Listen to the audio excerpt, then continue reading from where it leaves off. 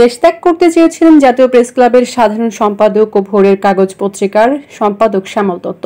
স্ত্রী ও একমাত্র মেয়েকে নিয়ে গিয়েছিলেন ব্রাহ্মণবাড়িয়ার আখাউড়া স্থলবন্দরে, কিন্তু আখাউড়া ইমিগ্রেশন চেকপোস্টে শ্যামল দত্তকে তার সপরিবারে ভারত যাত্রা আটকে দেয় কর্তৃপক্ষ জানায়, পুলিশের বিশেষ শাখা থেকে শ্যামল দত্তের দেশ থেকে নিষেধাজ্ঞা থাকায় ইমিগ্রেশন কর্তৃপক্ষ তাকে যেতে দেয়নি। আখাউড়া চেকপোস্ট দিয়ে যাত্রী পারাপার নিয়ন্ত্রণ করা হচ্ছে।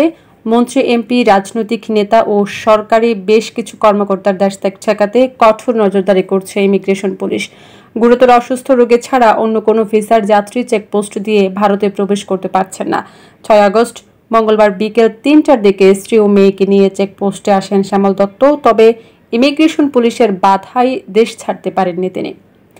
আখাউড়া আন্তর্জাতিক ইমিগ্রেশন পুলিশের ইনচার্জ মোহাম্মদ খায়রুল আলম জানান, বিকেলে স্ত্রী সঞ্চিতা দত্ত ও মেয়ে সুনন্দা দত্তকে নিয়ে ইমিগ্রেশনে আসেন শ্যামল দত্ত, তবে পুলিশের বিশেষ শাখা থেকে দেশ ত্যাগে নিষেধাজ্ঞা থাকায় তাদেরকে ভারতে যেতে দেওয়া হয়নি। বিকেল 4:30টার দিকে শ্যামল দত্তকে তার সপরিবার সহ ইমিগ্রেশন থেকে ফেরত পাঠানো হয়েছে।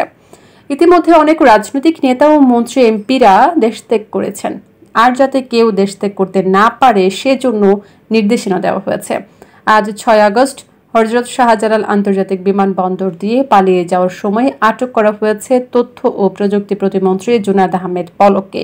তিনি ছদ্মবেশে দেশ থেকে পালিয়ে যেতে চেয়েছিলেন। একইভাবে পররাষ্ট্রমন্ত্রী হাসান মাহমুদকেও বিমানবন্দরে আটক করে সেনাবাহিনী। শাহজালালে আজ আরও আটক করা হয় ঢাকা বিশ্ববিদ্যালয় ছাত্রলীগের সাধারণ সম্পাদক তানভীর হাসান সৈকত এবং ঢাকা উত্তর ছাত্রলীগের সাধারণ সম্পাদক রিয়াজ মাহমুদ। তারা দুজনেই ভারতে পালিয়ে যেতে চেয়েছিলেন।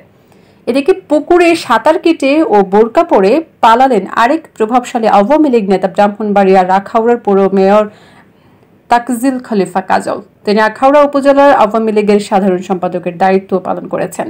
পলাতক সদ্য সাবেক আইনমন্ত্রী আনিসুল হকের খুব ঘনিষ্ঠ ছিলেন তিনি।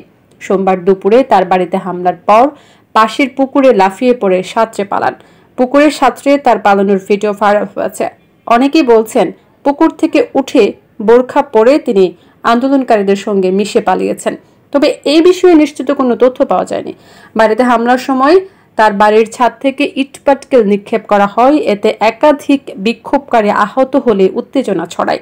এরপরই বিক্ষুব্ধ লোকজন মেয়রের বাড়িতে আগুন ধরিয়ে দেয়। পরে বাড়ির সবকিছু লুট হয়। মেয়রের অনুপস্থিতিতে প্যানেল মেয়র মিলি আক্তার দায়িত্ব পালন করেছেন। তিনি মঙ্গলবার সকাল থেকে মেয়রের কক্ষে বসে কার্যক্রম পরিচালনা করেন। এদিকে মঙ্গলবার সকালেও মেয়রের বাড়িতে লুটপাট চলতে থাকে। বাড়ির দালান ভবনের রড, ইট ও খুলে নিতে থাকে লোকজন। বিষয়টি দেখতে পেয়ে বিএনপি নেতারা লুটপাটকারীদেরকে সরিয়ে দেয়। এক পর্যায়ে তারা বাড়ির সামনে রশি টানিয়ে দেন। বিএনপি নেতারা চলে গেলে আবারও লুটপাট শুরু হয়। আবার ছুটে এসে লুটপাটকারীদেরকে শাসিয়ে সরিয়ে দেন।